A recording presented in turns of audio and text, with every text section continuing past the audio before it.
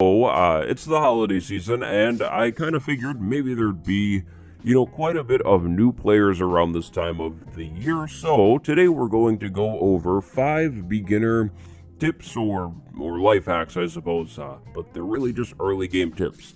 Now, if you're a more of a long-term player, you probably already know about a lot of these. So, props to you. But if you're new, hopefully some or all of these will help you out quite a bit. So, of course, go down below and drop one more tip that you would give to a new player. And if you enjoy the video, leave a like and consider subscribing.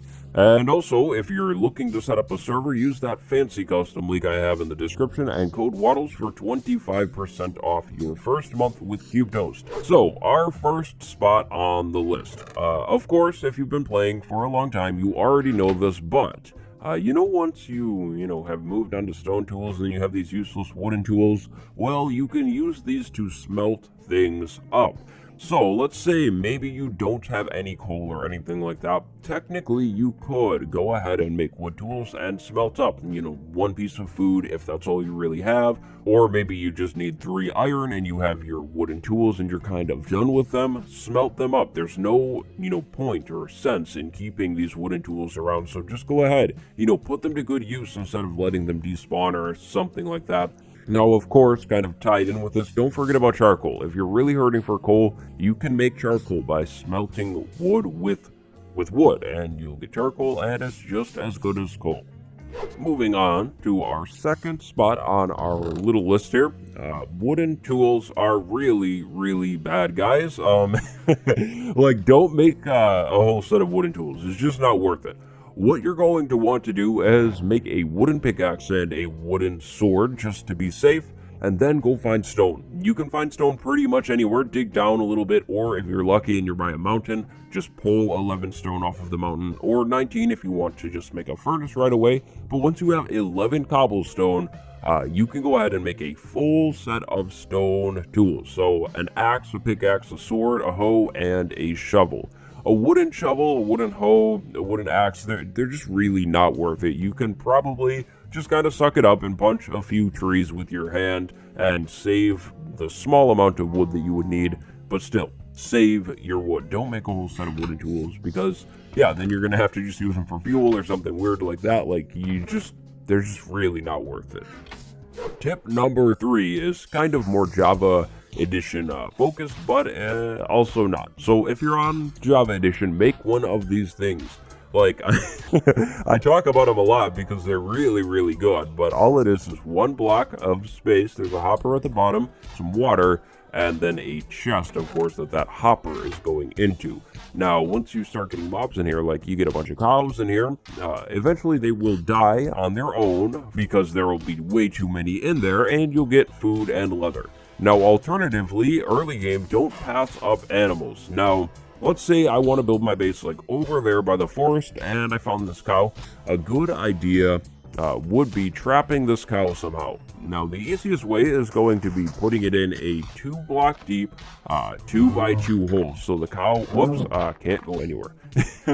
Don't punch the cow, but after you trap the animal, remember where the animal is and then go do your thing. And once you have food, come back and bring the cow over to your base. Animals will despawn if they're left out in the open like this. So trap them and they shouldn't despawn. They should be good so long as they are safe.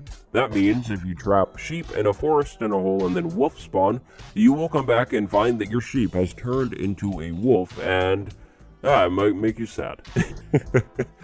Moving right along to our 4th tip, which is a bedrock tip. I felt bad about putting a Java one, so now we have a bedrock one. Now, tridents are really, really good, and on the bedrock edition of the game, they're really easy to get, but fighting drowned in deep oceans is definitely not a good idea. You can actually use really simple drowned mechanics, how they kind of lock onto you when you're in the water, to lure them all the way up to somewhere that's really safe, like over here, and then you can fight them over here and maybe get your hands on a trident early on really, really easily. Now, of course, you're going to have to get a little lucky and have the drowned actually drop a trident, but not only trident drowned, drop tridents in the Bedrock Edition, so you could just kill a random drowned and possibly get a trident. But don't do this without iron armor, because tridents are very, very strong. If you come over here without any armor on, you could get hit like twice and then die. So definitely get some iron armor. It's a little less early on, but if you can get your hands on a trident, then you're pretty much set, so long as you can keep that trident alive, meaning, you don't break the trident. But there we go, we have a trident ground, and if I just kind of jump in and out of the water, I mean, now that it's raining, it's going to be a little different, but we jump in and out of the water, hit the ground, trident, and get out of the water, and yeah, you just kind of keep going back and forth like this, and eventually, you'll die, and hopefully you get a trident. Pretty easy. And then finally, my 5th beginner tip or life hack, this one's more of a tip though, has to do with base making. Go into your world and have an idea as to what you want to do. Let's say you want to make a desert castle. If you want to make a desert castle, don't waste your time building some random house in a forest that you're going to live in until you can find a desert, or you can kind of get started on your project. I recommend that you just head over to a desert and then make your starter house there and slowly start gathering up resources. And then once you feel ready, start your desert castle. Don't start building your castle right away. Make a starter house, something small and manageable.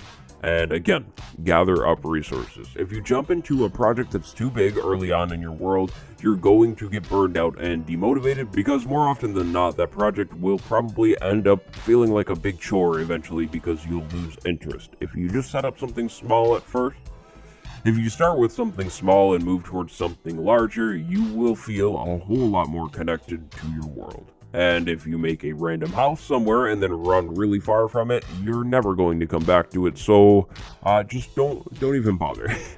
Don't waste your time. And so those are my 5 beginner tips, or life hacks, kind of, in a way. Are you new to the game? If you are, welcome. And if you're not, you probably, hopefully, definitely knew all of these. But if you didn't, that is absolutely okay.